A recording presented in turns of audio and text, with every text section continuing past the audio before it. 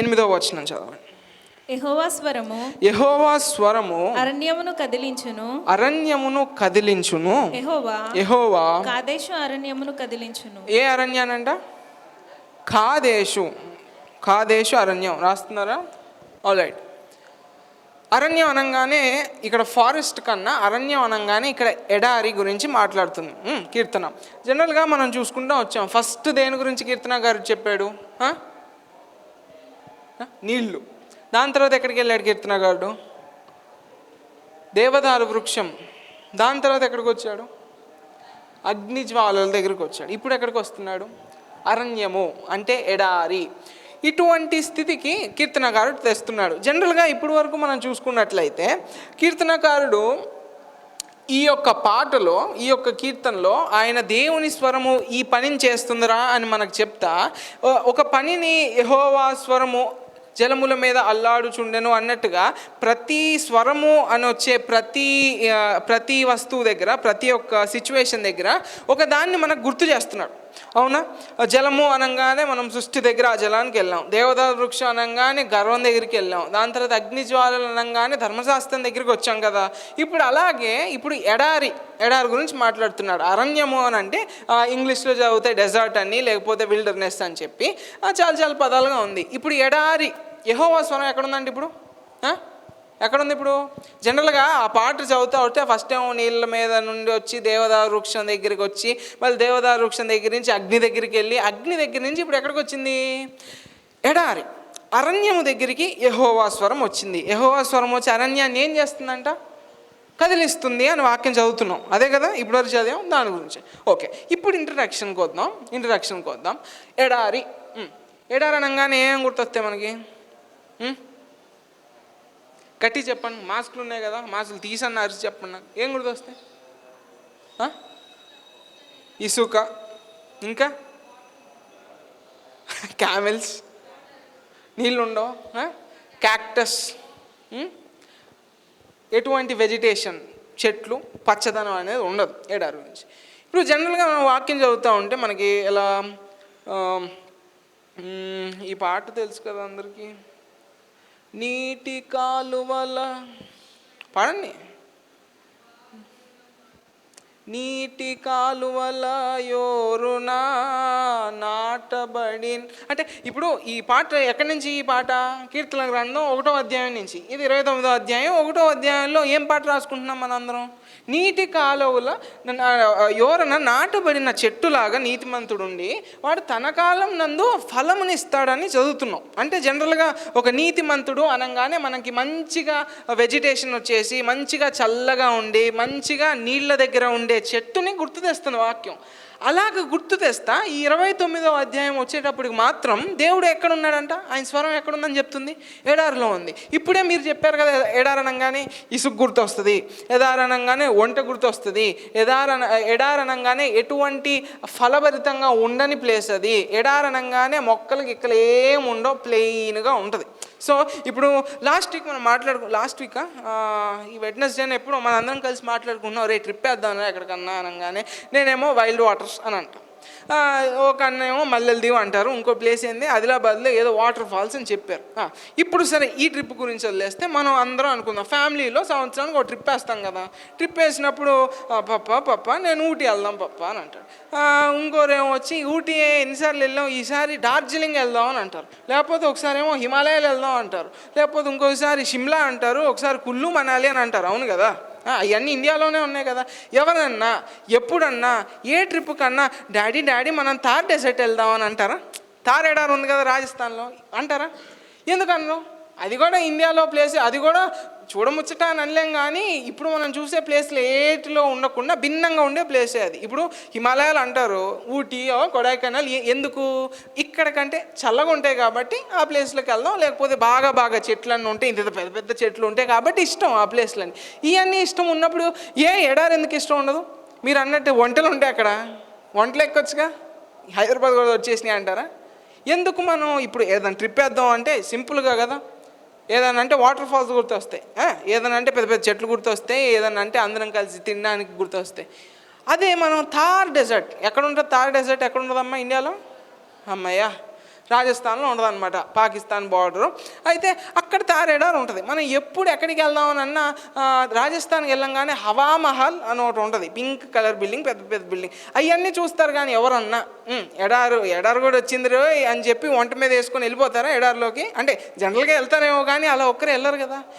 ఎడారి ఏం తప్పు చేసిందని? ఎడారి ఏం తప్పు చేసింది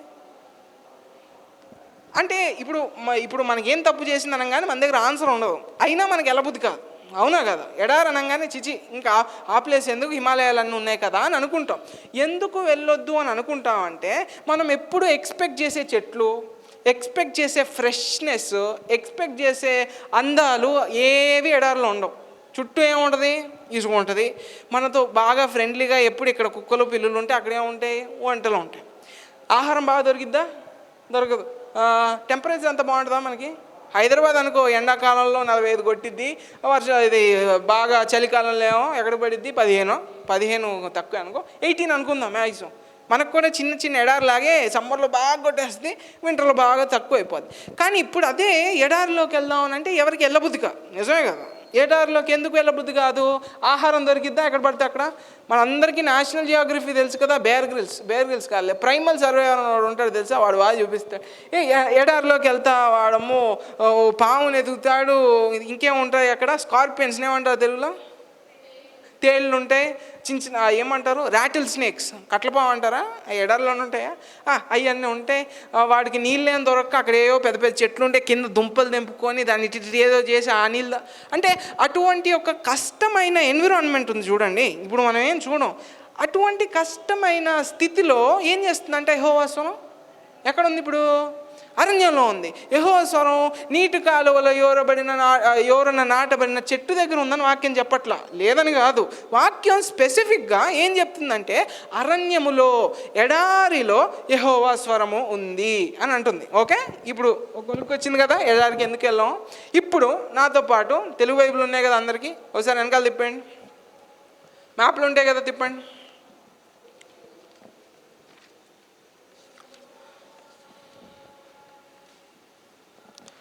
ఫస్ట్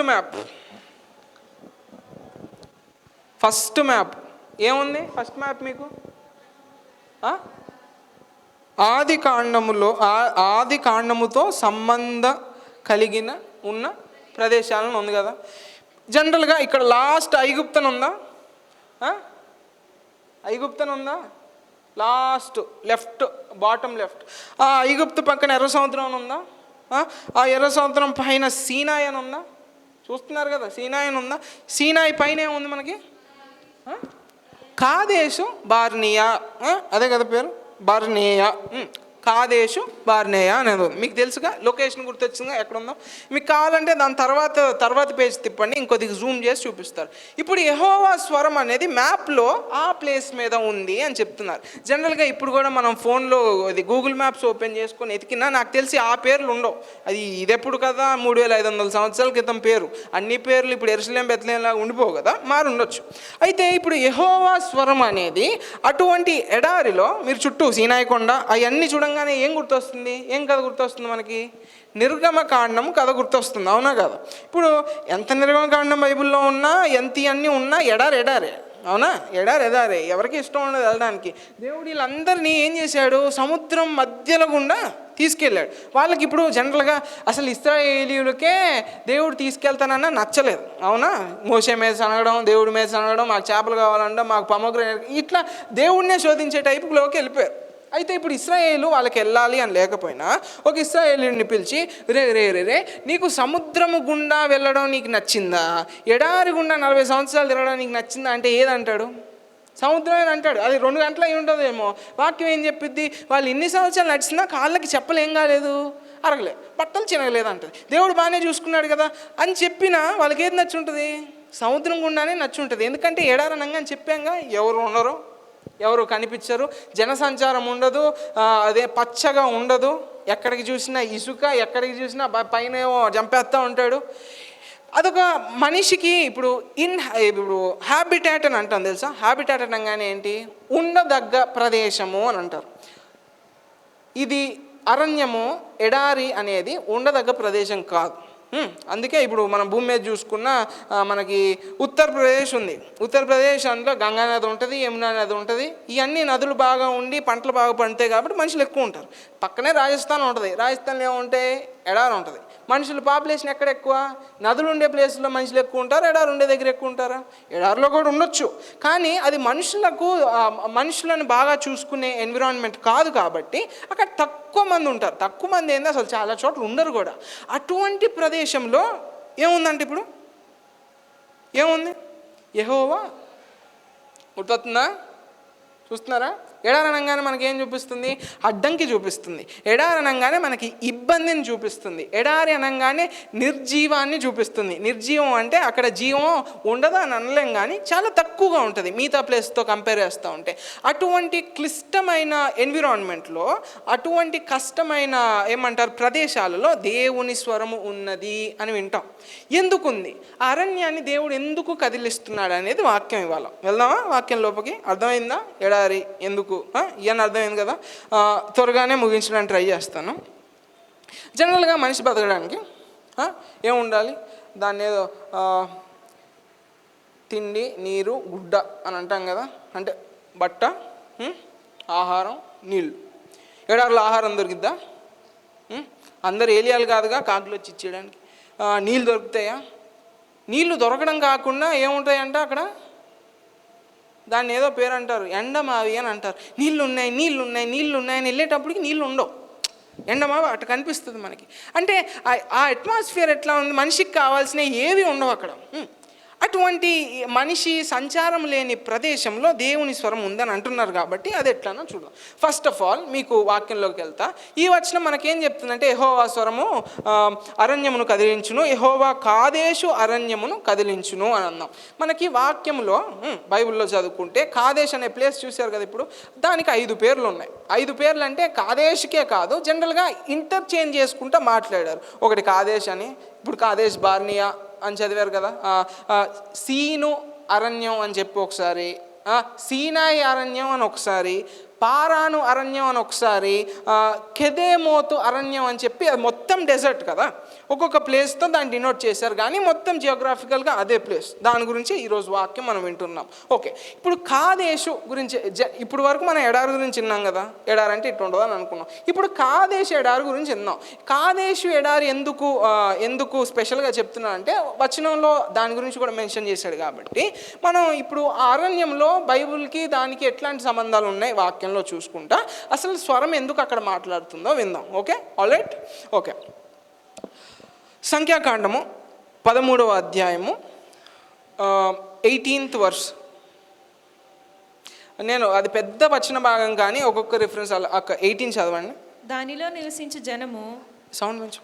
దానిలో నివసించు జనము బలము గలదో బలము లేనిదో, బలము గలదో బలము లేనిదో, కొంచెమైనదో విస్తారమైనదో, వారు నివసించు భూమి ఎట్టిదో. ఓకే, ఈ వచనం కొద్దిగా కన్ఫ్యూజ్, కానీ మీకు అందరికి ఒక కథ తెలుసా? ఇప్పుడు దేవుడు ఇశ్రాయేలీయుల్ని అక్కడి నుండి బయటకు నడిపించాక ఎరుగో దగ్గరికి వెళ్తారు, ఇవన్నీ తెలుసు కదా.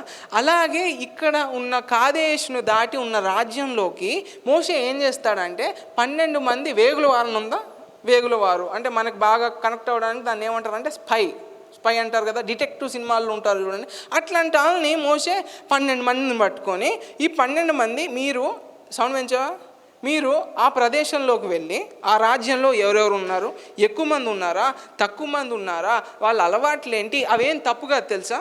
ఇప్పటికీ మనకి అప్పుడప్పుడు మనకి న్యూస్లో వస్తే తెలుసా, పాకిస్తాన్ గూఢాచారి ఇండియాలో దొరికినాడు. మొన్న చైనా వాడు ఎవరో దొరికారని, ఇప్పుడే కాదు, నాకు తెలిసి 4-5 months అయి ఉంటుంది. ఒక చైనీస్ స్పై అనేవాడు ఉంటారు ఇండియాలోనే. వాళ్ళు ఉన్నట్టు మనకు తెలియదు, వాళ్ళు చేసే పని కూడా మనకు తెలియదు, కానీ మన దేశము గురించి మన సీక్రెట్స్ అన్నీ వాళ్ళ దేశానికి చెప్తూ ఉంటారు. అది తప్పు ఒప్పు కాదు. ఇప్పుడు యుద్ధం జరుగుతున్నప్పుడు అన్ని ఒప్పులే అన్నట్టుగా ప్రతి రాజ్యంలోకి ఇట్లా గూఢాచారులుగా వెళ్తారు. సినిమాల్లో కూడా చూస్తారు. సినిమాల్లో కూడా అలా గూఢాచారులుగా ఉండి జనరల్గా మన డిఫెన్స్ ఉంటుంది చూడు, మన ఆర్మీ ఫ్లైట్లు కానీ నేవీ కానీ వీటి గురించి ఉన్న సీక్రెట్స్ అన్నీ మన ఎనిమీస్కి చెప్పడానికి గూఢాచారులుగా ఉంటారు. అలాగే ఇప్పుడు ఆ రాజ్యంలో ఎవరెవరు ఉన్నారు, ఏమేం చేస్తున్నారని మోషే తెలుసుకోవడానికి 12 మందిని పట్టుకొని మీరందరూ వెళ్ళి, అక్కడ కంటిన్యూ వర్స్ 18, మీరందరూ వెళ్ళి వారు నివసించు భూమి ఎట్టిదో ఆ భూమి ఎట్లాంటిదో, అది మంచిదో చెడ్డదో, అది మంచిదా చెడ్డదా, వారు నివసించు పట్టణములు ఎట్టివో ఆ పట్టణం ఎట్టిదో, వారు గుడారములలో నివసించుదురో కోటలలో నివసించుదురో, కోటల్లో ఉంటారా ఆ లేకపోతే భూమి సారమైనదో నిస్సారమైనదో, దానిలో చెట్లు ఉన్నవో లేవో కనిపెట్టవలెను. అక్కడ 24 ఇప్పుడు 24 ఇశ్రాయేలీయులు అక్కడ కోసిన ద్రాక్ష గెలను బట్టి ఆ 12 మంది తెచ్చారనమాట ఒక ద్రాక్ష గెల. ఆ గెలను బట్టి ఆ స్థలమునకు ఎష్కోలు లోయ అని పేరు పెట్టబడెను. వారు 40 దినములు ఆ దేశమును సంచరించి చూచి తిరిగి వచ్చిరి. అట్లు వారు వెళ్ళి 31 అయితే అతనితో కూడా పోయిన అతనితో కూడా వెళ్ళిన మనుషులు ఆ జనులు మనకంటే బలవంతులు. ఎవరంట? కాదేశ్లో నుండి ఇది జరుగుతుంది. మోషే వెళ్ళమంటున్నాడు, ఆ జనులు మనకంటే బలవంతులు, మనము వారి మీదకి పోజాలమని మరియు వారు తాము సంచరించి చూసిన దేశమును గురించి ఇశ్రాయేలీయులతో చెడ్డ సమాచారం చెప్పి. ఏం సమాచారం అంట? అండర్లైన్ చేసుకున్నాను ఒకసారి. చెడ్డ సమాచారము చెప్పి, మేము సంచరించి చూసిన దేశము తన నివాసులను భక్షించు దేశము, దానిలో మాకు కనబడిన జనులందరూ ఉన్నత దేహులు అంటే ఎవరు తెలుసా? గొలియాతు ఉంటాడు చూడు. అంటే అటువంటి పెద్ద మనుషులు ఉన్నారు, జైంట్స్ అని కొట్టండి అప్పుడప్పుడు. అన్నీ నిజం కాకపోయినా కొందరు అట్లా. ఇప్పటికి కూడా వాళ్ళకి ఎట్టుంటాయి తెలుసా? మనకు 5 వేళ్ళు ఉంటాయా, వాళ్ళకి 6 వేళ్ళు ఉంటాయి. ప్రతి చేతికి మనకు 5 ఉంటే వాళ్ళకి 6 ఉంటాయి. 6 కాళ్ళకు కూడా. ఇప్పటికి కూడా కొంతమందికి భూమి మీద కొంతమందికి అట్లా ఉంటుంది తెలుసా? ఉన్నత దేహులు అనగానే పెద్ద మనుషులు, జైంట్స్ అని అంటాం. గొలియాత్ లాగా. అక్కడ సెఫీలు సంబంధులైన ఓకే. ఇప్పుడు మీకు స్టోరీ అర్థమైందా? లేకపోతే మళ్ళీ నేను చెప్పనా? వేగుల వారిని మోసే 12 మందిని తీసుకొని ఆ రాజ్యంలోకి వెళ్ళి చూడండి, వాళ్ళు గుడిసెల్లో ఉంటారా, కోటల్లో ఉంటారా, నేల మంచిదా, నేల చెడ్డదా, మనుషులందరూ ఎలా మాట్లాడుకుంటున్నారు, ఏమేం చేస్తున్నారు అని చెప్పి మోసే పంపిస్తాడు. పంపించినప్పుడు ఈ 12 మంది తిరిగి వచ్చి వీళ్ళు ఏం చేస్తారంటే అక్కడ నుండి ద్రాక్ష గెలం తెస్తారు. ద్రాక్ష గెల అంటే ఎంత ఉంటుంది? మనకు అమ్ముతారు కదా అప్పుడప్పుడు. ఎంత ఉంటాయి? చేతి పట్టుకోవచ్చు కదా, అంతే కదా. వీళ్ళేమో ఆ దేశంలో నుండి ఇదే ద్రాక్ష కాయలను తెస్తా భుజం మీద 2 మనుషులు మోసుకొని వస్తున్నారంట. అంటే ద్రాక్ష కాయలే ఎంత పెద్దగా ఉన్నాయి చూడండి. దీన్ని తినే మనుషులు ఉన్నత దేహులు, బాగా పెద్దగా ఉంటారు అనగానే ఇశ్రాయేలీలకి ఇది ఎలా తగిలింది? ఒక చెడ్డ, అండర్లైన్ చేసుకున్నారా, చెడ్డ సమాచారంగా తగిలింది. ఇదంతా ఎక్కడ జరుగుతుందంటే మోషే కాదేశు అరణ్యంలో నుండి వీళ్ళని వెళ్ళమని చెప్తున్నాడు. సో ఇప్పుడు మనకు అరణ్యం ఎలా కనిపిస్తుంది? ఒక చెడ్డ వార్తను తీసుకొచ్చే ప్రదేశంగా మనకు అరణ్యం కనిపిస్తుంది, అవునా కదా? సో ఫస్ట్ థింగ్ ఇప్పుడు ఏం నేర్చుకుంటున్నాం కాదేశ్ గురించి? బ్యాడ్ న్యూస్ అంటే దుర్వార్త, చెడ్డ సమాచారము అని విన్నాం దీని గురించి. అయితే ఇప్పుడు దీని కంటిన్యూయేషన్గానే సెకండ్ పాయింట్కి వెళ్దాం. ద్వితీయోపదేశ కాండము 1వ అధ్యాయము 32 నుండి 35 వచనాలు చదువు. అయితే మీకు త్రోవ చూపించి మీ గుడారములను వేయవలసిన స్థలమును మీకు సిద్ధపరచునట్లు రాత్రి అగ్నిలోను పగలు మేఘములోను మీకు ముందర నడిచిన మీ దేవుడైన యెహోవా యందు మీరు విశ్వాసం ఉంచలేదు.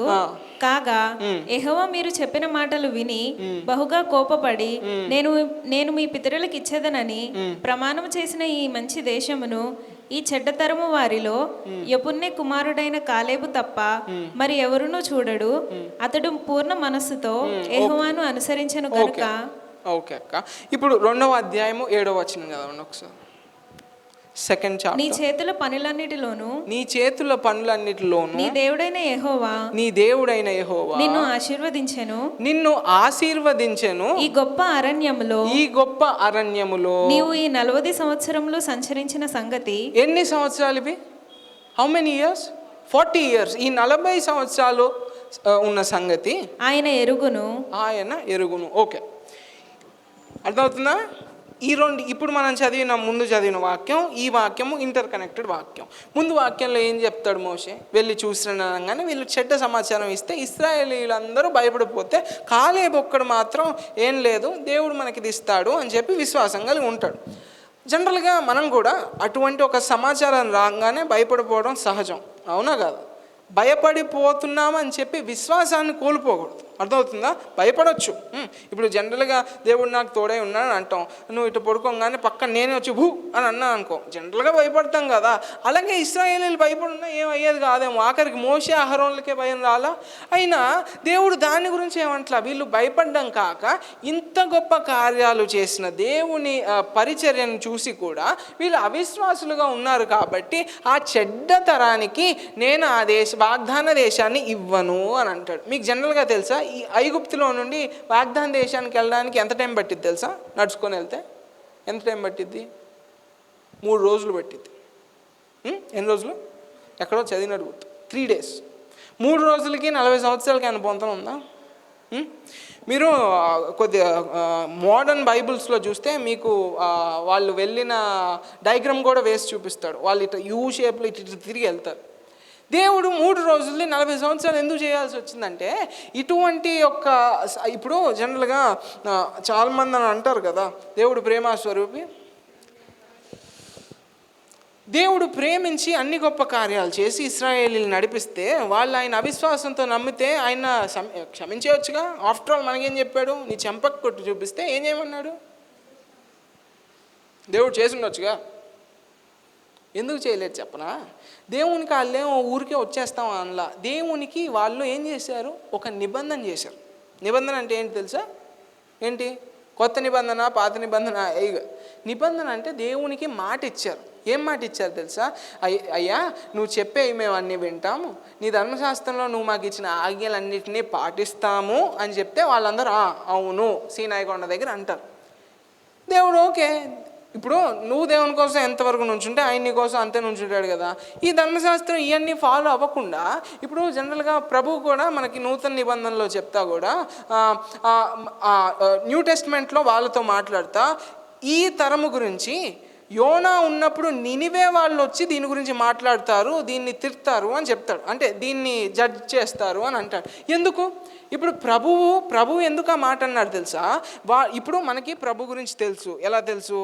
ఆయన పుట్టి 2000 సంవత్సరాలు అవుతుంది, ఈ బైబిల్లో ఉంది, సేవకులు చెప్తారు, సేవకులు కాకపోయినా చరిత్ర చెప్పింది, ఇవన్నీ మనకు తెలుసు. కానీ 2000 సంవత్సరాల క్రితం ఆ తరం అంతా యేసయ్యని చూసింది కదా. యోహాన్ గారు ఏమంటారు? మేము దేన్ని చూసామో దేన్ని తాకామో అని అంటాడు కదా ఆయన. ఇవన్నీ ప్రభువుని చూసి ప్రభువుని ముట్టుకొని ప్రభు గురించి బాగా తెలిసిన తరము మనందరికంటే ఎక్కువ జాగ్రత్తగా ఉండాల్సిన తరం. ఎందుకంటే ఆయన లైవ్లో చూశారు కాబట్టి. దాని తర్వాత నుంచి ఆయన గురించి చెప్తారు. మనం కూడా జాగ్రత్త, కానీ వాళ్ళకి ఉండాల్సినంత స్ట్రెస్ఫుల్గా ప్రభు మనకు చెప్పాల. అలాగే ఇక్కడ కూడా మనం చదువుతా ఉంటే దేవుడు మోషే ముందు, ఇశ్రాయేలీయుల ముందు ఎర్ర సముద్రాన్ని పాయలు చేసి అసలు ఐగుప్తు దేశాన్ని అతలాకుతలం చేసి ఆఖరికి వాళ్ళ తొలిచూలను ఆయన హతము చేసి అంతా తీసుకొస్తే వీళ్ళు ఏం చేస్తున్నారంట? భయపడడం కాదు, అవిశ్వాసం కలిగి మేము రామ్ ముందుకి అని అంటున్నారు. దేవుడు కోపం వచ్చింది. ఇప్పుడు నువ్వు నేను ఆ స్టేజ్లో ఉంటే రాదా? వాళ్ళని దేవుడు అబ్రహాంకి ఇచ్చిన మాట కలిగి, అంటే దేవుడు ఎంత ప్రేమ స్వరూపనంటే ఇట్లాంటి మనుషులను ఆయన అదే మట్టిలో కలిపేయకుండా, అదే మట్టిలో వాళ్ళని కలపకుండా వీళ్ళు ఎన్ని చేస్తూ ఉన్నా ఆయన ఇవన్నీ ఆలకించి చూస్తా ఏమంటున్నాడంటే, ఆయన అనుకుంటే ఆ 40 సంవత్సరాలు తిప్పించకుండా ఆ తన వాళ్ళు అందరిని చంపేయచ్చు. అవునా కదా? ఆయన అనుకుంటే ఎంతసేపు? ఆయన కోపం ఎంతసేపు? కొంచెం సేపే ఉంటుంది. ఆయన కృపావాత్సల్యం తరతరములు ఉంటుంది. ఆ కొంచెం సేపు చాలు కదా తరాన్ని అంతా లేపేయడానికి. ఆయన చేయలా. ఏం చేశాడు? దాని బదులు ఒక సర్కిల్ తిప్పించుకొని 40 సంవత్సరాలు అంటే 38 సంవత్సరాలు సర్కిల్ తిప్పి ఆ తరంలో ఉన్న ప్రతి ఒక్కరు చచ్చిపోయే వరకు వాళ్ళ దాన్ని సర్కిల్ తిరిగారు. ఏ ఏడాదిలో తిరిగారు? ఈరోజు వాక్యం దేని గురించి అమ్మా? కాదేశ్ అరణ్యంలో తిరుగుతారు. అదే దీని గురించి చదువుతున్నాం. ఫస్ట్ పాయింట్ ఏం విన్నాము? కాదేశ అరణ్యం అనగానే దుర్వార్తని చెప్తుంది మనకి. ఏంటి? దుర్వార్తని చెప్తుంది. చెడు సమాచారాన్ని చెప్తుంది. ఇప్పుడు రెండోది ఏమింటున్నాను తెలుసా? సమయాన్ని వృధా చేస్తుంది. ఇప్పుడు వాళ్ళు తప్పు చేశారు, ఇప్పుడు ఇవన్నీ తిరగడానికి బదులు వాళ్ళు మాటినిస్తుంటే అయిపోయేదా? అవదా? 3 రోజులు వెళ్ళాల్సిన జర్నీ ఎన్ని సంవత్సరాలు చేశారు వీళ్ళు? 40 years. ఇప్పుడు వాక్యం మనకు అదే వాక్యం ఏం చెప్పింది తెలుసా? ఎఫెసీయులకు రాసిన పత్రిక 5వ అధ్యాయము 16, 17 వచనాలు ఒకసారి చదవండి. Ephesians 5:16 and 17. దినములు చెడ్డవి గనుక దినములు చెడ్డవి గనుక మీరు సమయమును పోనీయక సమయాన్ని పోనివ్వక సద్వినియోగము సద్వినియోగం చేసుకుంటూ అజ్ఞానుల వలె కాక అజ్ఞానుల వలె కాక జ్ఞానుల వలె నడుచుకున్నట్లు వాక్యం ఏం చెప్తుంది? సమయాన్ని పోనివ్వకుండా సద్వినియోగం చేసుకోండి అని చెప్తుంది. ఇదే వాక్యం అక్కడ ఏం చెప్తుంది? అక్కడ ఎందుకు 40 సంవత్సరాలు 3 రోజులు చేయాల్సిన ప్రయాణం 40 సంవత్సరాలు ఎందుకు చేశారని అంటే, వాళ్ళు చేసిన చెడ్డ పని దేవుని మీద అవిశ్వాసం కలిగి ఉండడం వలన ఆ అరణ్యంలో 40 years ఉన్నారు. మనం చదివాం కదా వచనం, ద్వితీయోపదేశ కాండం 2వ అధ్యాయము 7వ వచనంలో, మీరు 40 సంవత్సరాలు ఇక్కడ ఉన్నారని దేవుడికి తెలుసు కదా అని మోషే అంటున్నాడు. అంటే అటువంటి ఒక స్థితి వాక్యం ఏం చెప్తుంది? సమయాన్ని పోనివ్వకుండా సద్వినియోగం చేసుకోనంటే వీళ్ళు ఎన్ని సంవత్సరాలు తిరిగారు? అది టైం వేస్ట్ కాదా? మనకి స్కూళ్ళలో రాస్తారు కదా థాట్ ఆఫ్ ది డే అని చెప్పి, అవన్నీ రాస్తారు కదా. Time is very precious. దేన్నన్నా వెనకాల లాగొచ్చు కానీ సమయాన్ని లాగలేం. అది ఎవరో నీకు చెప్పక్కర్లేదు, నేను చూస్తే తెలియట్లా. 3 days జర్నీ, 40 years. కాదేశ్ అరణ్యం ఏం చూపిస్తుంది? ఇప్పుడు టైం వేస్ట్ని చూపిస్తుంది. అర్థమవుతుందా? కాదేశ్ అరణ్యం అనగానే నేను అన్ని నెగిటివ్ పాయింట్లు కలిపేసి చెప్పట్లా, పాజిటివ్ కూడా ఉన్నాయి. అది లాస్ట్కి చెప్తా, కంక్లూషన్ కదా. అయితే ఇప్పుడు మనం 2 పాయింట్లు నేర్చుకున్నాం. ఫస్ట్ది ఏంటి? మీరు చెప్పరా? చెడ్డ సమాజం. సెకండ్ ఏంది? సమయ వృధా అనేది ఆ ప్రదేశంలో జరిగింది. ఇప్పుడు మూడవ ఇన్స్టెన్స్కి వద్దాం. సంఖ్యాకాండం, ఈరోజు ఎక్కువ సంఖ్యాకాండం రిఫరెన్స్లో ఉన్నాయి. 20వ అధ్యాయము 10 నుండి 12 వచనాలు. తరువాత మోషే అహరోనులు. ఓకే, దీనికంటే ముందుగా అక్కడ ఫస్ట్ వర్స్ చదువు ఒకసారి, క్లారిటీ వచ్చింది. మొదటి నెల యందు ఇశ్రాయేలుల సర్వ సమాజము సీను అరణ్యముకు రాగా ప్రజలు కాదేశులో దిగిరి. అంటే సీను అరణ్యములో కాదేశ్ అనే ఒక ప్లేస్ లోకి వచ్చారు. ఇది ఎక్కడ జరుగుతుంది? ఇప్పుడు జనరల్ గా మనందరికి తెలుసుగా, నేను మీకు ఎప్పుడో ఇస్తా బోర్డు మీద ఒక వచనం రాసేసి ఎవరు చెప్పారు, ఎక్కడ ఇవన్నీ మీరు రాయాలి. ఇప్పుడు ఇది ఏ ప్రదేశంలో జరుగుతున్న సంఘటన? సీను అరణ్యములో కాదేశ్ అనే పట్టణం దగ్గర, ఈరోజు మన వాక్యం కూడా అదే, అక్కడే ఈ యొక్క వ్యవహారం కూడా జరుగుతుంది. అక్క బ్యాక్ టు వర్స్ 10. తర్వాత మోషే అహరోనులు ఆ బండ ఎదుట సమాజమును పోగు చేసినప్పుడు అతడు వారితో, ద్రోహులారా వినుడి, మేము ఈ బండలో నుండి మీ కొరకు నీళ్లు రప్పింపవలెనా అనెను. అప్పుడు మోషే తన చెయ్యి ఎత్తి 2 మారులు తన కర్రతో ఆ బండను కొట్టగా. ఓకే కథ తెలుసు. 13th వర్స్కి వచ్చేసాక అవి మెరీబా జలము అనబడెను. ఏలయనగా ఇశ్రాయేలీలు యెహోవాతో వాదించినప్పుడు. యెహోవాతో ఏం చేశారంట? ఇశ్రాయేల్ అనగానే మనకు అదే అట్లాగే తగులుతాడు తెలుసా. ఇశ్రాయేల్ అనే పదానికి అర్థం ఏంటి? దేవునితోనే వ్యాజ్యమాడి గెలిచిన వాడని. దేవుడు ఓడిపోడు, కానీ యాకోబు ఏమడిగాడు? నాకు బ్లెస్సింగ్ కావాలని అడిగాడు. దేవుడు నేను ఇవ్వను అని చెప్పి వాళ్ళిద్దరూ డబ్ల్యూడబ్ల్యూ ఆడితే లాస్ట్కి అయితే ఇచ్చాడా లేదా కదా? ఆయన ప్లాన్లోనే అదంతా ఉన్నా యాకోబు గెలిచినట్టు అక్కడ.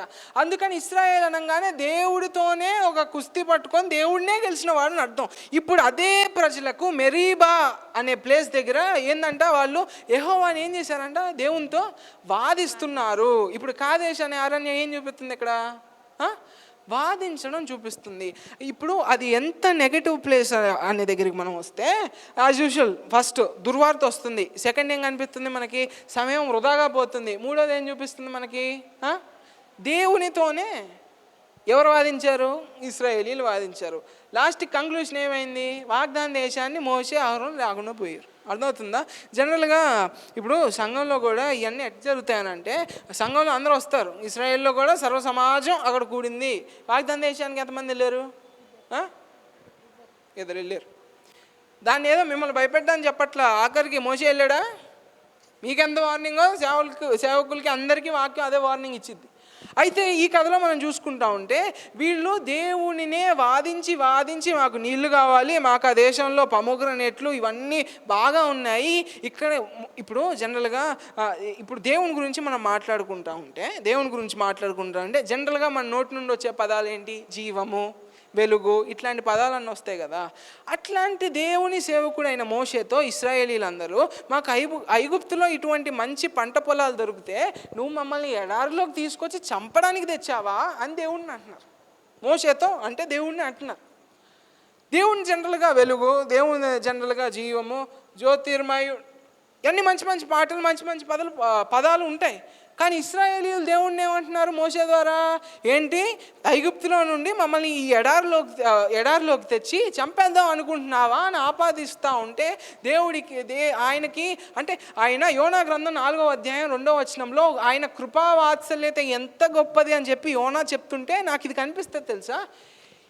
ఇన్ని అద్భుత కార్యాలు చేసి దేవుడు తీసుకొస్తా ఉంటే దేవుని మీదే సనుగుతా, దేవుని మీదే గొనుగుతా, దేవునితోనే వాదన పెట్టుకుంటా ఉంటే మోషేకి దేవుడు ఏం చెప్తాడు? మోషే వెళ్ళు, అక్కడ ఒక బండ ఉంటుంది, ఆ బండతో నువ్వు మాట్లాడంగానే అందులో నుంచి నీళ్ళు వస్తాయి కదా, ఆ నీళ్ళు ఇశ్రాయేలు సమాజము, ఇశ్రాయేల్ దగ్గర ఉన్న గొర్రెలు, బర్రెలు, ఆవులు ఇవన్నీ తాగేసి బతుకుతాయి అని అంటాడు. మోషేకి ఆ ఫ్రస్ట్రేషన్ అనేది సేవకుడికి, వీళ్ళు పెడుతున్న టెన్షన్ కానీ, వీళ్ళు మాట్లాడుతున్నాయి కానీ, అంటే చెప్పాగా దేవుణ్ణే నువ్వు మమ్మల్ని చంపేయడానికి తీసుకొచ్చావా ఎడారిలో కానీ అనే అంతంత పెద్ద మాటలు మోషేకి మాట్లాడుతుంటే కోపం ఒక్కసారి వచ్చేసి ఏం చేస్తున్నాడు? రాయిని కొట్టాడు. ఎవరు వాళ్ళు కొట్టాడు? ఇది ఇశ్రాయేలు వాళ్ళు కొట్టాడు. దేవుడు కొట్టమన్నాడా? ఆ టైం అటువంటి ఏమంటారు, ఆ సిచ్యువేషన్లో మోషే కొట్టాల్సి వచ్చింది. కొట్టడం వల్ల ఏమైంది? మోషే వాగ్దాన దేశానికి వెళ్ళలేకపోయాడు. మీరు తర్వాత రిఫరెన్స్ చదివితేనే ఉంటాను. ఏం చూపిస్తుంది మనకి అరణ్యం అనగానే, డిజర్ట్ అనగానే పక్షులు ఉండవు, చెట్లు, ఇవన్నీ కామన్గా విన్నాం. కాదేశ్ అరణ్యం ఏం చూపిస్తుంది? ఇప్పటి వరకు 3 నేర్చుకున్నాగా, 10 సార్లు రిపీట్ చేయండి. చెడ్డ వార్త, సమయం వృధా చేయడం, 3 days 40 years. ఇదేం చూపిస్తుంది? వాదించడం, కన్ఫ్యూజన్, క్వారల్ అని అంటాం తెలుసు కదా. చిన్నపిల్ల అరుపుతారు చూడండి ఏడుస్తున్నప్పుడు, ఆ గొంతు స్వరం వస్తే ఎలా ఉంటుందో అట్లాగ ఇబ్బంది చేస్తా. ఇశ్రాయేలీలకి ఏం కాల, వాళ్ళు అందరు కలిసి ఉన్నారు, అందరు కలిసి పోయారు కూడా 40 ఏళ్ళలో తిరుగుతా. కానీ దేవుడు మోషే గురించి మాట్లాడుతా ఈ భూమి అంతటి మీద అతి ఏమంటారు మోషేకి పెట్టిన బిరుదేంది? సాత్వికమైన వ్యక్తిని దేవుడు అంత చిన్న పనికి వదిలేయాల్సి ఉందా? అప్పుడు నేను వాక్యంలో చూస్తే దాన్ని బట్టి మోషే కోపం వచ్చి కొట్టుంటాడేమో, కానీ దేవుని శక్తి ఉంటుంది చూడండి. దేవుడు ఏం చెప్పాడు? నువ్వు మాట్లాడు అంటే. ఇప్పుడు జనరల్గా మనం చూస్తే ఆలోచిద్దాం, పోకెమాన్లో కానీ లేకపోతే డ్రాగన్ బాల్జీ అని అనుకోం. ఇప్పుడు అక్కడ రాయి ఉందమ్మా, ఇప్పుడు నేను ఆ రాయితో మాట్లాడి నీళ్ళు తెప్పిస్తే ఎక్కువ గొప్ప, లేకపోతే కొట్టి నీళ్ళు తెప్పిస్తే ఎక్కువ గొప్ప? మాట్లాడితేనే కదా. కొట్టడం వల్ల ఒక కాంటాక్ట్ అనేది జరిగింది. 2 మిరాకిల్సే కానీ కాంటాక్ట్ జరిగింది. ఇక్కడి నుంచి అయితే నేను మాట్లాడా, నా స్వరం వచ్చింది, నా గొంతు వచ్చింది, నా భాష వల్ల నీళ్ళు వచ్చేసినాయి అని చెప్పి గొప్పగా అవుతారు. అలాగా దేవుని మహిమ, నువ్వు మాట్లాడితే ఆ రాయి నుంచి నీళ్ళు వస్తాయి అని చెప్తే వీళ్ళు పెట్టే టెన్షన్కి, వీళ్ళు పెట్టే ఫ్రస్ట్రేషన్కి, వీళ్ళు పెట్టే బాధకి మోషే అహరోన్లు కోపం వచ్చి రాయిని కొట్టారు. దీనివల్ల నీళ్ళు అయితే వచ్చినాయి, వాళ్ళ ప్రాబ్లం అయితే తీరిపోయింది. కానీ పెద్ద ప్రాబ్లం ఏంది? దేవునికి మోషే అహరోన్లు కూడా ఈ కోపంలో, ఈ ఫ్రస్ట్రేషన్లో కొట్టారు కాబట్టి వీళ్ళ పనిష్మెంట్ అయింది. జనరల్గా ఈ కాదేశ్ గురించి చదువుతా మనం ఇప్పుడు నేర్చుకుంది ఏంది? వాదన అనేది నేర్చుకున్నాం. కానీ లోపల ఎంత పెద్ద ఇష్యూ. భూమి మీద అతి సాత్వికమైన మనిషి అయిన మోషే ఈ యొక్క చిన్న ఫ్రస్ట్రేషన్, ఈ యొక్క చిన్న గొడవ వల్ల వాగ్దాన దేశానికి అర్హుడు కాకుండా వెళ్ళిపోయాడు. చూస్తున్నారా? కాదేశ్ అనే ప్లేస్లోనే మిరియాం కూడా చనిపోద్ది. అదే అధ్యాయం 1వ వచనం 2వ వచనం అనుకుంటా. మరణం చూపిస్తుంది ఎడారి, నిర్జీవం, మొక్కలు ఉండవు, పచ్చదనం ఉండదు. అటువంటిదే కాకుండా దుర్వార్త ఉంటుంది ఎడారిలో. అలాగే ఇంకేముంటాయి మనకి ఎడారిలో? సమయం వృధాగా పోతుంది. అండ్ లాస్ట్ థింగ్, వాదన ఉంటుంది.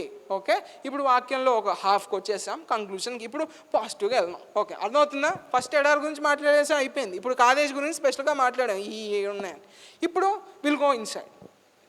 వాక్యంలోకి వెళ్తా ఉంటే మళ్ళీ 29వ కీర్తనలోకి వచ్చేద్దాం. ఇప్పుడు యెహోవా స్వరం ఎక్కడుందని చదివాం మనం? అరణ్యాన్ని కదిలిస్తూ ఉంది, కాదేశ్ అరణ్యాన్ని కదిలిస్తూ ఉంది. కాదేశ అరణ్యం అనేది ఏం అరణ్యం? సమయం వృధాగా పోయే అరణ్యము, వాదించే అరణ్యము, ఇంకా దుర్వార్త చెందే అరణ్యము, దుర్వార్త చెప్పించుకునే అరణ్యాన్ని దేవుడు కదిలిస్తున్నాడు అని వాక్యం వింటున్నాం. 29వ కీర్తనలో దేవుని యొక్క స్వరము ఒక తుఫాన్ లాగా ఫస్ట్ ఏమో నీళ్ళ మీదకి వచ్చింది, నీళ్ళ మీద గుండా దేవదారు వృక్షాలకు వచ్చింది, దేవదారు వృక్షాల గుండా అగ్నిజ్వాలల దగ్గరికి వచ్చి అదే తుఫాను ఇప్పుడు ఎడారి మీదకి వస్తుంది. జనరల్గా ఎడారిలో మనుషులు ఉంటారా? ఉండరు. చెట్లు ఉంటాయా? ఉండవు. అది ఏమంటారు, ఆహారం దొరికిద్దా? ఉండదు. నీళ్ళు ఉంటాయా? ఉండదు. ఇటువంటి నిర్జీవమైన ప్రదేశంలోకి దేవుని యొక్క స్వరము వస్తుంది అని వాక్యం చెప్తుంది. అదేమన్నా మంచి ప్లేసా అంటే ఇవన్నీ ఉన్నాయి కదా, దుర్వార్త ఉంది, ఇదేంటి సమయం వృధాగా పోవడం ఉంది, వాదనలు పడే చోటు ఉంది. ఇటువంటి నెగటివ్, మన భాషలో చెప్పాలంటే మన ఇన్స్టాగ్రామ్ భాషలో వైబ్స్, నెగటివ్ వైబ్స్ అని అంటారు. ఇటువంటి ఒక ప్రదేశంలోకి దేవుని స్వరం వస్తుంది. అంటే మనుషులు ఉన్నారా? జనరల్గా అయ్యా నా నోట నీ స్తుతి ఎప్పుడు ఉండాలని కీర్తనగారుడు అంటాడు, అంతే కదా.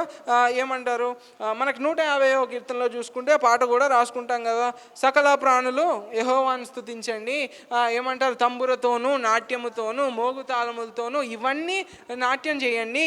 అదే 118వ కీర్తనలో మనం చూసుకుంటా ఉంటే ఏం చెప్తుంది? నేను చావను, సజీవుడినై నీ ఘనకార్యాలన్నింటినీ వివరిస్తానయ్యా అని అంటాడు. ఇప్పుడు ఎడారికి వస్తే ఇది సజీవంగా ఉందా, చచ్చిపోయింది దానిలా ఉందా?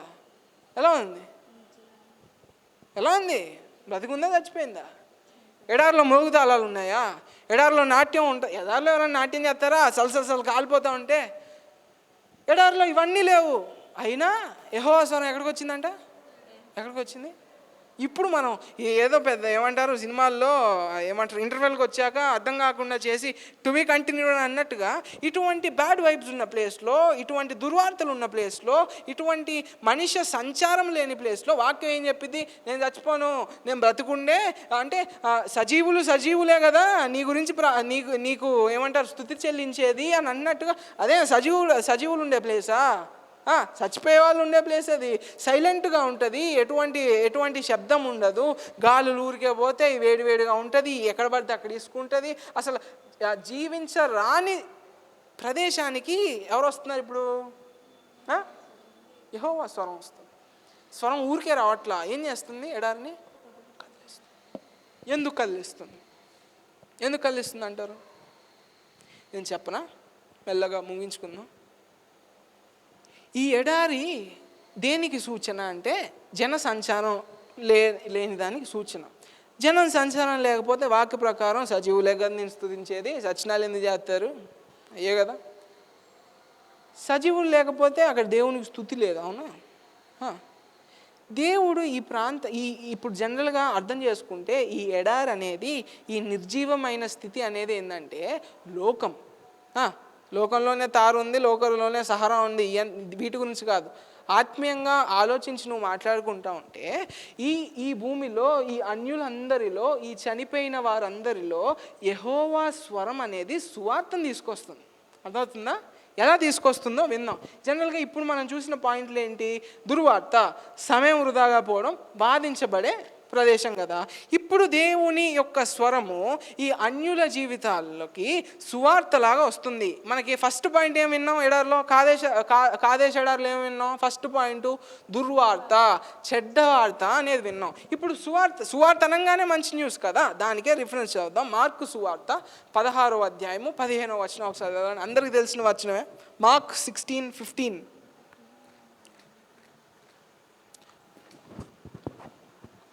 చిన్న వచనం. మరియు మీరు సర్వలోకానికి వెళ్ళి సర్వ సృష్టికి సువార్తను ప్రకటించు. సర్వ సృష్టికి ఏం చెప్పాలంట? అంటే అప్పటి వరకు సువార్త లేదనేగా, అంతేగా. అప్పటి వరకు వేసే వచ్చారు, సువార్త లేదు. ఇప్పుడు సువార్త లేకపోతే అక్కడ ఏమున్నట్టు? దుర్వార్త ఉన్నట్టు. దుర్వార్త అనేది ఎక్కడ ఉంటుంది? కాదేశ్లో ఉంటుంది. కాదేశ్ అరణ్యాన్ని, దుర్వార్తగా ఉన్న అరణ్యాన్ని దేవుడి శుభవార్త ద్వారా ఆయన రాజ్యము వచ్చింది అని చెప్పి ప్రభు ఏం చెప్తున్నాడు? దుర్వార్త ఎట్లా మారుతుంది? సువార్తగా మారుతుంది. ఇప్పుడు ఇందులో రెండో పాయింట్ ఏం విన్నాం? కాదేశ్లో సమయము వృధాగా పోవడం. నీ జీవితంలోకి నా జీవితంలోకి యేసు ప్రభు రాగానే వాక్యం ఏం చెప్పిద్ది? పౌలు ఏం చెప్తాడు? నా మటుకైతే బ్రతుకుట క్రీస్తు, చావైతే లాభము అని చెప్పి అంత పెద్ద స్టేట్మెంట్ ఎందుకు ఇచ్చాడు? బ్రతుకుట క్రీస్తే అని అంటే ఆయన తిండా? పౌలేం తినకుండా క్రీస్తు క్రీస్తు అని జపం చేస్తూ ఉంటాడా? అది కాదు. నేను జీవించే ప్రతి క్షణములో కూడా దేవుని కోసము దాన్ని వాడతాము. అంటే ఇప్పుడు జనరల్గా సేవకులు సంఘంలో ప్రతిష్ఠ చేస్తారు తెలుసా? ప్రతిష్ఠ అంటే ఏంటి తెలుసా మీకు? ప్రతిష్ఠ అనగానే నెత్తి మీద ఒక మార్క్ వేసినట్టు. ఎవరికి మార్క్ అది? ప్రతిష్టలు కూడా రకాలు ఉంటాయి, అన్నోడు కాదు. కానీ ఏంటి మార్క్ ఏంది? దేవుని కోసం. మీరందరూ కాదని చెప్పట్లా. అక్కడ వేసే వాళ్ళ జీవితం మొత్తం ఎవరికి అంకితం? వాడు ఇంక అంబానీలా చేసి బాగా ఎకనామిక్స్ బాగా చదివేసుకొని నాకు ఫిజిక్స్ కెమిస్ట్రీ అన్నీ బాగా వచ్చాయని చెప్పి అంబానీ స్టేజ్కి వెళ్దామని వాడు వెళ్ళలేడు. ఎందుకు? వాడు ఎవరికి ముద్రించబడ్డాడు? దేవుని. అట్లాగే ప్రతి క్రైస్తవ జీవితం కూడా ఎవరికి ముద్రించబడింది? అందరూ సేవకులు కాకపోయినా నీ జీవితమే నేను భూమి మీద పరదేశినై ఉన్నాను, నీ ఆజ్ఞలు విడిచి నన్ను తిరగనియొద్దు అని 119వ కీర్తనలో కీర్తనగారుడు అంటాడు. నీ జీవితము మొత్తము కూడా ఇటువంటి ఎడారిలో, ఇటువంటి సమయము వృధాగా పోయే స్థలంలో పౌలు ఏమంటున్నాడు ఇప్పుడు వచ్చి? నా మటుకైతే బ్రతుకుట క్రీస్తే, నా జీవితం నేను జీవితం బ్రతుకుతే యేసే కోసం బ్రతుకుతా, లేకపోతే చచ్చిపోవడం బెటర్ అని అంటున్నాడు. అంటే సమయం దేని గురించి వాడుతున్నాడు? అదే పౌలు రాస్తున్నాడుగా ఎఫెసీ పత్రిక 5వ అధ్యాయం ఇందాక చదివితే, సమయము పోనివ్వక సద్భక్తితో. గుర్తుందిగా పాట? అంటే అలాగా సమయాన్ని వృధా చేయకుండా జీవితం మొత్తము దేవుని కోసం అంకితం చేసి వాడేదే దేవుని శుభవార్త. ఇటువంటి ఎడారిలోకి రావడం, దేవుని యొక్క స్వరము ఎడారిలో వినిపిస్తుందని అంటే అది నీకు శుభవార్త చెప్పడానికి వచ్చింది. అది నీకు సమయం అంతా ఆయన కోసం వాడుకునేటట్లు చేస్తా వచ్చింది. 3వ పాయింట్ ఏం విన్నాం కాదేశ్లో? 3వ పాయింట్ ఏం విన్నాం? వాదన విన్నాం. వాదన అంటే ఏంటి? వాదన అంటే జనరల్గా వాదన అవ్వకూడదని కాదు, వాదనలు జరిగితేనే పెరుగుతారు. అది దేవుడితో కాదమ్మా. దేవుడు అన్ని కార్యాలు చేసాక కూడా ఆయనతో వాదన దేవుడికి నచ్చదు. అయితే ఇప్పుడు మనం ఏం వింటాము? భాషల గురించి, ప్రవచనాల గురించి విన్నాం. గుర్తుందా? 14వ అధ్యాయము 1 కొరింథీ 33 అనుకుంటున్నాం. 33 చదవండి నాకు. అలాగే పరిశుద్ధుల సంఘములన్నిటిలో దేవుడు సమాధానమునకే కర్త గాని. దేవుడు ఎవరికి కర్త అంట? సమాధానానికే కర్త గాని అల్లరికి కర్త కాదు. ఎవరికి కర్త కాదు? కాదేశ్లో ఏం విన్నాం మనం ఇప్పుడు? కాదేశ్లో ఏం విన్నాం? వాదన, క్వారల్, అల్లరి. ఇవన్నీ మనం కాదేశ్లో చూస్తే యెహోవా స్వరం అక్కడ ఏం మాట్లాడుతుంది? ఇప్పుడు సమాధానమును మాట్లాడుతుంది. అర్థమవుతుందా? ప్రతి మనిషి అదే స్టేట్లో ఉంటాడు తెలుసా? ఇప్పుడు వాళ్ళు బాగా సలాం అలైకుం అని అంటారు. సలాం అలైకుం అంటే అర్థం ఏంటి? నీకు సమాధానం కలుగునుగాక. అదేమి వాళ్ళది కాదు. అక్కడున్న ప్రదేశంలో యేసయ్య కూడా అదే అని ఉంటాడు, కాకపోతే ఆ భాష కాదు. కానీ యేసయ్య కూడా పీస్ బి అంటే ఇప్పుడు జనరల్గా మనం వాక్యంలో చదువుతాం కదా, ఇక్కడ మరియమ్మ కథ దగ్గర కానీ లేకపోతే ఎలిజబెత్ కథ దగ్గర కానీ దూత వచ్చి ప్రత్యక్షంగా ఏం చెప్పుద్ది? మరియమ్మ నీకు సమాధానం కలుగుగాక అని అంటది. అంటే దేవుని కార్యం ఎక్కడెక్కడైతే ఉందో, దేవుని స్వరం ఎక్కడెక్కడైతే వినబడుతుందో అక్కడ ఏముంటుంది? వాదన ఉండదు. ఏముంటుంది అక్కడ? సమాధానం. ఇప్పుడే చదివారు కదయ్యా రిఫరెన్స్. దేవుని ఆత్మ సమాధానమునకు కర్తయే కానీ అల్లరికి కర్త కాదు. ఇప్పుడు వాక్యంలో మళ్ళీ వచ్చేద్దాం, నా వైపు చూడండి. కాదేశ్లో 3 చదివాం. ఏముంది? దుర్వార్త. దేవుని స్వరం మాట్లాడితే దాన్ని ఏం చేస్తుంది? శుభవార్తం చేస్తుంది. 2వ పాయింట్, సమయాన్ని వృధా చూసాం. ఇక్కడేంటి? నా మతుకైతే బ్రతుకుట క్రీస్తు అని పౌలు చెప్పి చచ్చిపోతా కూడా నా పరుగును నేను తుదముట్టించి నేను నా పందెమును నేను గెలిచాను, నా పందాన్ని నేను గెలిచాను, అంత బాగా పరిగెట్టానని పౌలు చెప్తా చనిపోతాడు అక్కడ. అంటే సమయమును ఇక్కడేమో వ్యర్థం అవుతుంటే ఇక్కడ దేవుడు సమయాన్ని సద్భక్తితో కలిగి వాడుకుంటున్నాడు. ఇక్కడ 3వ విషయం ఏం చదివాం? 3rd థింగ్, వాదన గురించి చదివితే ఇక్కడ దేవుని ఆత్మ ఏం చూపిస్తున్నాడు మనకి? సమాధానం. ఎవరూ లేని నిర్జీవమైన ఎడారిలో, పంటలు లేని, పొలాలు లేని, ఏమంటారు, వెజిటేషన్ ఏమి లేకుండా పచ్చగా లేని ఎడారిలో యెహోవా స్వరం జీవం పలుకుతుంది. యెహోవా స్వరము సమయాన్ని సద్భక్తితో వాడుకోవడం, యెహోవా స్వరం పలుకుతుంది. మంచి శుభవార్తను పలుకుతుంది. అంటే ఇటువంటి అవిశ్వాసమైన అన్య భూమిలో, ఇటువంటి పరదేశిగా ఉన్నాను అనే భూమిలో యెహోవా స్వరము సువార్త ద్వారా ఇవన్నీ పలుకుతుంది. తెలుసా, అర్థమవుతుందా? యెహోవా స్వరం ఏమేం కదిలిచ్చిందనంటే, ప్రభువు చేసిన పరిచర్య వల్ల భూమి అంతా కదిలిందా, కదలలేదా? భూమి ఇప్పుడు కూడా అంటాంగా బిఫోర్ క్రైస్ట్. అంత అంత పెద్దగా ఆయన ఏం చేశాడు? భూమిని కదిలించాడు. ఇప్పుడు దానికి ఇంకొక పేరు బిఫోర్ కామన్ ఎరా, కామన్ ఎరా. దీన్ని కామన్ ఎరా అంటారు, బిఫోర్ కామన్ ఎరా అంటారు. ఇదే కామనా, అది అన్కామనా? వాళ్ళు మనుషులే, వీళ్ళు మనుషులేగా. అప్పుడున్న వాళ్ళు కూడా అబ్రహాం మనిషి కదా, ఏసే బుట్టాకైనా కామన్గా అయ్యింది. ఎందుకు ప్రభు క్రీస్తు శకము, క్రీస్తు పూర్వం, క్రీస్తుని బట్టి ఎందుకు చేస్తానంటే ఆయన చేసిన పరిచర్య అట్లాంటిది, ఆయన చేసిన సేవ అట్లాంటిది. ఆయన సేవ గుండా ఎడారిలాగున్న ఈ భూప్రపంచం అంతటి మీద యెహోవా స్వరము కదిలించింది. అయితే ఇప్పుడు వాక్యం కంక్లూషన్లోకి వద్దాం. ఒకసారి నాకు అందరు ఫేసులు చూపించడం అర్థమైందా? ఎడారంటే ఏంటి, ఎందుకు అక్కడ ఏమి ఉండో, కాదేశ్ అంటే ఏంది, దుర్వార్త, సమయము వృధా, వాదన నుంచి శుభవార్త, సమయాన్ని సద్వినియోగం చేయడము, అట్ ద సేమ్ టైం సమాధానము. ఈ మూడు యెహోవా స్వరం పలుకుతూ ఉంది కదా. ఇప్పుడు మీకు చిన్న మోడిఫికేషన్ మీకు ఎవల్యూషన్ తెలుసా? ఎవల్యూషన్ అంటే ఏంటంటే, ప్రతి ఒక్క జంతువు కానీ ఆఖరికి మనిషితో సహా అది సమయం వస్తా ఉండి వాడు మారుతా ఉంటాడు. ఫర్ ఎగ్జాంపుల్ ఇప్పుడు మనకి బాగా ఇప్పుడు టెక్నాలజీ వచ్చేసి ఈ థంబ్ ఫింగర్ ఉంది చూడండి, థంబ్ ఫింగర్, ఈ ఏమంటారు దీన్ని, బొటన్ వేలు అంటారు కదా. ఈ బొటన్ వేలు వాడకుండా టెక్నాలజీ చేసేసింది అనుకుందాం. అనుకుంటే 1 సంవత్సరం బాగుంటుంది, 100 బాగుంటుంది, 1000 బాగుంటుంది, 10,000 బాగుంటుంది. 10,000 సంవత్సరాల దగ్గర నుంచి మనిషి అట్లా మారుతా ఈ ఫింగర్ అనేది పనిచేయకుండా వెళ్ళిద్ది. తెలుసా నీకు? అంటే మీకు అంత తెలిసి ఉండదు కానీ జనరల్గా ఏ బాడీ పార్ట్ని అయితే సరిగ్గా వాడమో అది మెల్లగా పనిచేయకుండా పోద్ది in the course of time.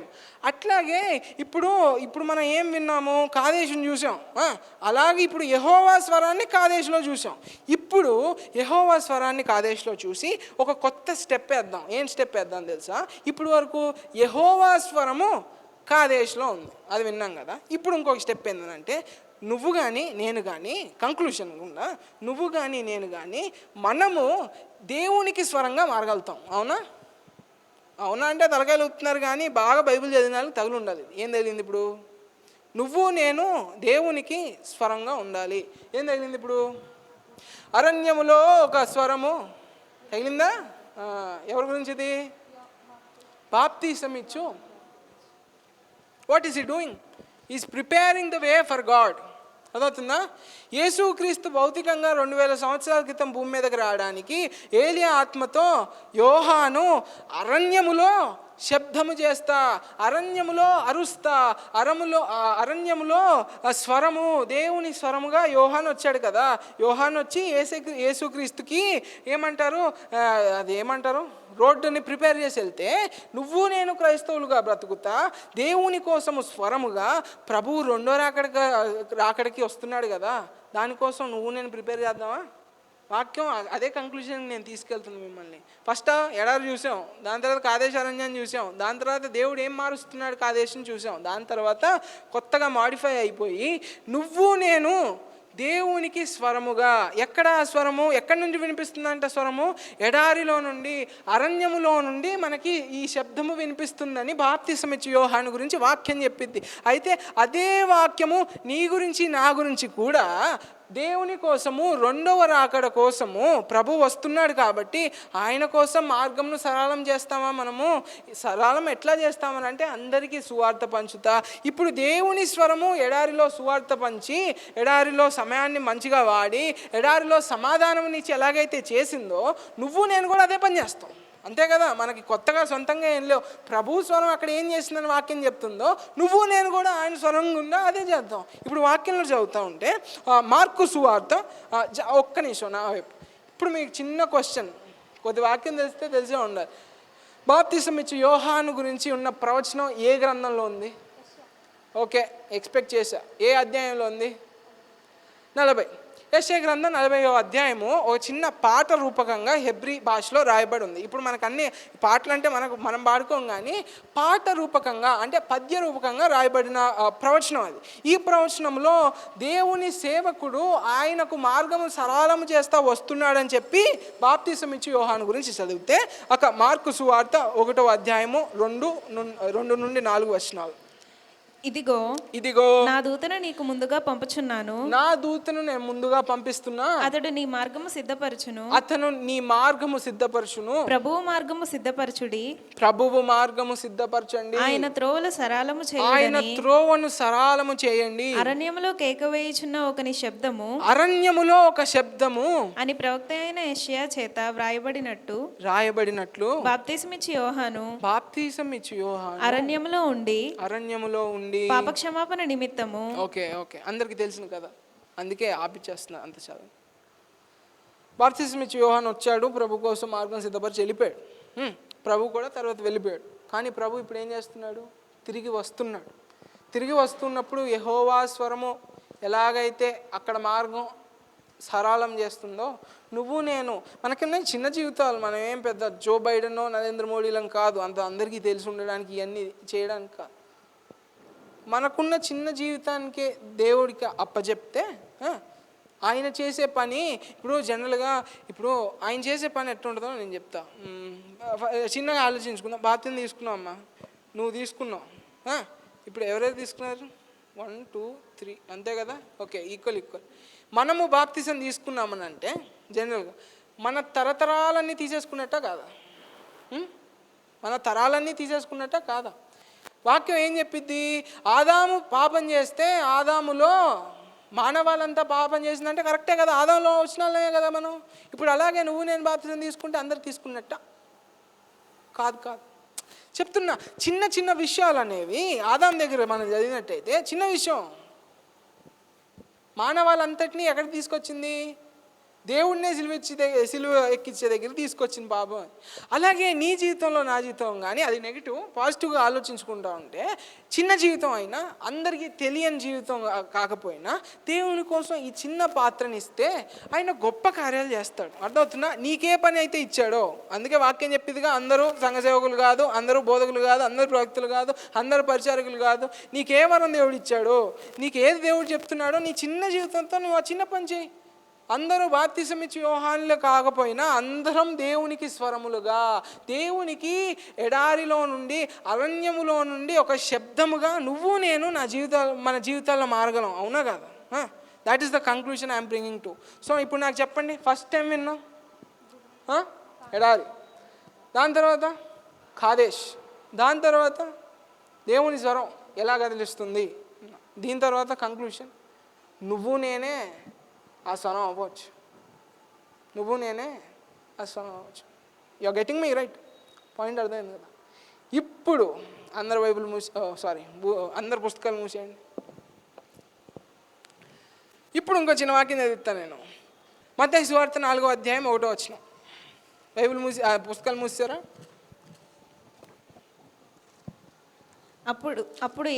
అప్పుడు యేసు అపవాది చేత శోధింపబడడానికి ఆత్మ వలన అరణ్యమునకు కొనిపోబడెను. ఎక్కడికి వెళ్ళాడు? ఎవరు వెళ్ళాడు? అరణ్యంలో. ఇప్పుడు ఏ శబ్దం వినిపిస్తుంది? సైతాన్ శబ్దం వినిపిస్తుంది. అవునా? ఇప్పుడు వరకు దేవుడి శబ్దం అన్నాం, దేవుని కోసం శబ్దం అవుదామని అన్నాం. ఇప్పుడేం వినిపిస్తుంది? దేవుని కుమారుడికే ఎవరి స్వరం వినిపించిందంటే అక్కడ ఎక్కడ వినిపించింది? అరణ్యంలో వినిపించింది. భూమి మీద మనం పరదేశంలోగా చిన్న వంటలు వేసుకొని, వంటనంగానే బైబిల్ని వేసుకొని బైబిల్ మీద తిరుగుతూ ఉంటే అరణ్యంలో నుండి ఎవరి శబ్దం వినిపిస్తుంది? ఇప్పుడు సైతాన్.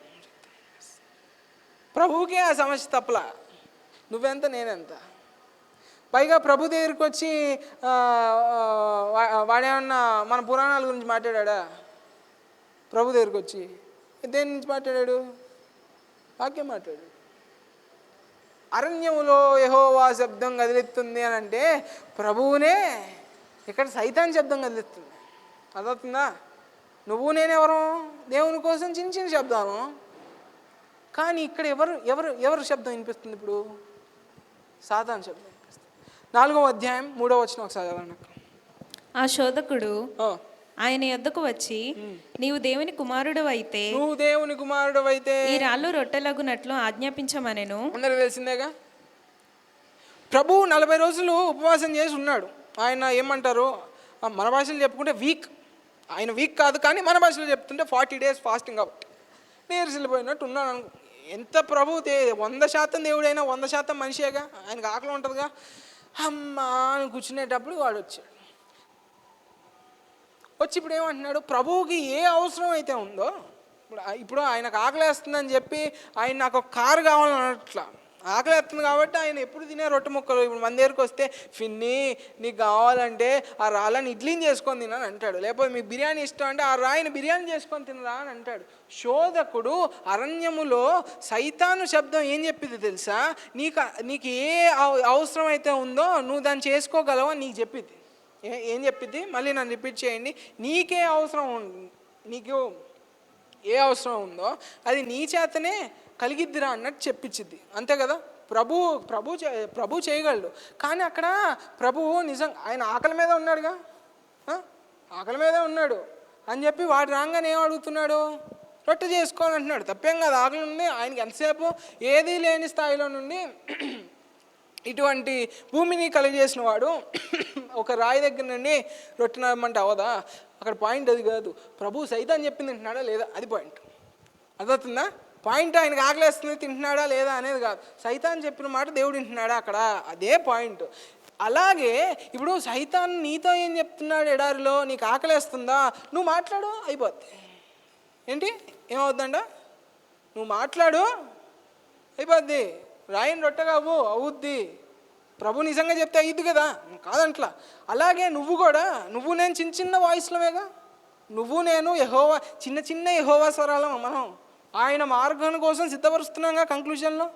అలాంటి స్వరం దగ్గరికే వాడొచ్చి నీకే అవసరం అయితే ఉందో అది జరిగిద్ది, నీ నోటితో నువ్వు పలుగు జరిగిద్ది అని అంటున్నాడు. ఇప్పుడు 2వ విషయం దగ్గరికి వస్తే 4వ అధ్యాయం 6వ వచనం, నీవు దేవుని కుమారుడు అయితే రెచ్చగొడుతున్నాడు. నువ్వు దేవుని కుమారుడు అయితే క్రిందకి దుముకుము, కిందకి దూకు. ఆయన నిన్ను గూర్చి తన దూతలకు ఆజ్ఞాపించును. నిన్ను గూర్చి 91వ కీర్తన, నీ కాళ్ళకు రాయి తగలకుండా వారు అందరికీ బైహార్ట్ ఉన్న, అంటే ప్రతిదీ గుర్తురాకపోయినా తెలుసు కదా కంటెంట్ ఏంటి.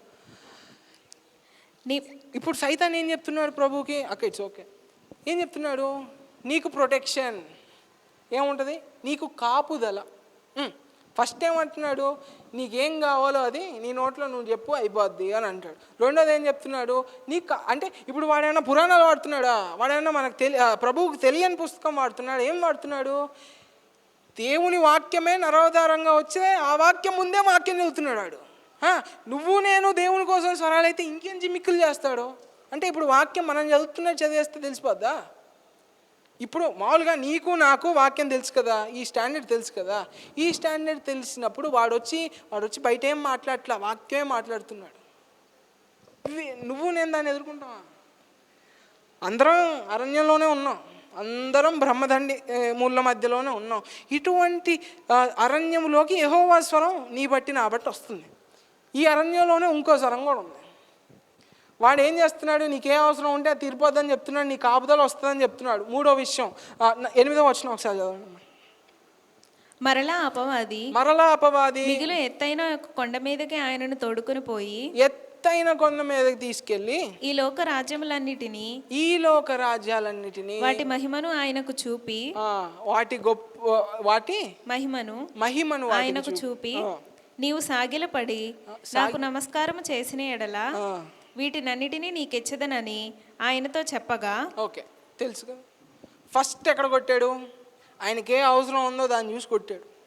దాని తర్వాత ఇంకేం కొట్టాడు, ఆయన ఒక్కడే ఉన్నాడు కదా ఎడారిలో, ప్రొటెక్షన్ కావాలి కదా, సరే నువ్వు పడిపో, వాక్యంలోనే ఉందిగా దేవదూతలుగా అంటే ఇప్పుడు అదే కదా మనలో కూడా వాక్యంలో ఉంది కదా, ఏంటి విశ్వాసంతో నమ్మితే అవ్వదు, విశ్వాసంతో నమ్మితే మీకు ఏం కాదని సైతాన్ కూడా అదే అంటున్నాడు, విశ్వాసంతో నమ్మితే నీ కాలు కింద తగలదు అంటున్నాడు అని చెప్పి ప్రభు చేశాడు అది.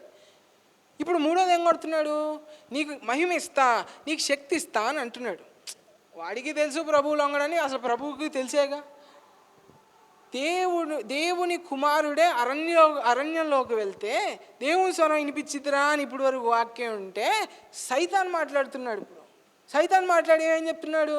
నీకేం అవసరం ఉంటే అది తిరిగిద్ది అంటున్నాడు, నీ కాపుదల ఉండిద్ది అంటున్నాడు, ఇప్పుడు నీకు శక్తి, నీకు మహిమ ఉంటుంది అని అంటున్నాడు.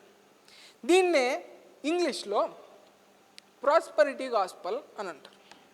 సైతాను ప్రభువుకి ఏది ఇస్తానని అయితే చెప్పిందో దేవుడు మనకి అన్నీ ఇస్తాడని చెప్తారు. దేవుడు ఇది ఇవ్వడని అంట్లా, దేవుడు ఏ ఇస్తాడు అని చెప్తారు. అది తప్పు. ఇది ఎవరి స్వరం ఇప్పుడు? సైతాన్ స్వరం. చూస్తున్నా కష్టంగా లేదా? యెహోవా స్వరము అరణ్యమును కదిలిస్తుంది. యెహోవా స్వరము కాదేశు అరణ్యాన్ని. ఆయన స్వరం కలుగుతుందబ్బా అని అంటే లాస్ట్కి ఈడంటే ఇప్పుడు నువ్వు నేను ఏది అని ఎలా తెలుసుకుంటావు అని అంటే, ఆత్మ విచక్షణ జ్ఞానము అనే కృపావరం ఉందా? అది అందరికీ ఉండదు. ఉందా? ఆ వరాల చేత ఇది ఎక్కడ ఉంది అని తెలుసుకుంటాం. అది వరం. అందరికీ వరం ఉండదు కదా. మరి అప్పుడు అందరు ఎట్లా తెలుసుకుంటారు? ఎలా తెలుసుకుంటారు తెలుసా? వాక్యాలు బాగా చదివి చెప్పేది బాగిని, ఏం చెప్పేది బాగా. ఇప్పుడు యూత్ మీటింగ్లో ఎందుకు పద్యాలు రాయమనేది? ఎప్పటికన్నా పనికి వస్తాయి. యెహోవా స్వరం ఎక్కడుంది? దుర్వార్తను శుభవార్త చేస్తుంది, సమయం వృధాని సమయము సద్భక్తితో వినియోగించుకునేలాగా చేస్తుంది, వాదనను సమాధానం గుండా మార్చి దేవుడు అంత స్వరం చేస్తే నువ్వు నేను చిన్న స్వరాలు. ఎలాగా? బాప్తిజం ఇచ్చు యోహాన్ లాగా ఆయన ప్రభువుకు అక్కడ మార్గం సిద్ధపరిస్తే ఆయన రెండో రాకడికి నువ్వు నేను మార్గం సిద్ధపరుస్తున్నావు. ఇప్పుడు ఎలాగా? యెహోవా స్వరం లాగా నువ్వు నేను చిన్న బుడుబుడే. అట్ ద సేమ్ టైం దేవుని స్వరం కాదేశులు ఎట్టయితే వినిపిస్తుందో సైతాన్ స్వరం కూడా వినిపిస్తుంది. నా జీవితంలో కానీ నీ జీవితంలో కానీ ఏ స్వరము ఏది, దేన్ని బట్టి మనం ఏది చేస్తున్నాం అనేది గుర్తుపెట్టుకోవాలి. That is the conclusion. ఈరోజు దేవుడి వాక్యాన్ని దీవించును గాక. ప్రార్థన చేసుకుందాం.